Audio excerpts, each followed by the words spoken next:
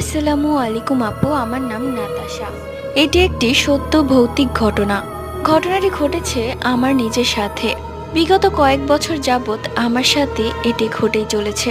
আমি সবাইকে বললেও এটি কেউ বিশ্বাস করছে না। ছোটবেলা থেকে আমি খুব হাসি খুশি মেয়ে ছিলাম। সব সময় ফান করতাম ফ্রেন্ডস, আত্মীয় সবার সাথে। কিন্তু হঠাৎ করে আমার জীবনটা পুরো পাল্টে গেল। এখন যেন মনে হয় অন্ধকারই আমার একমাত্র সঙ্গী।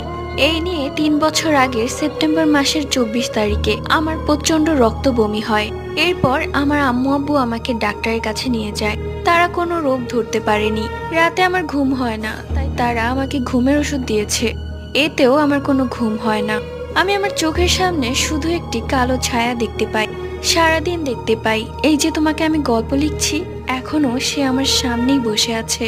আমি তাকে আগে খুব ভয় পেতাম, এখন আর ভয় পাই না। সবাইকে বলেছি, কেউ বিশ্বাস করে না।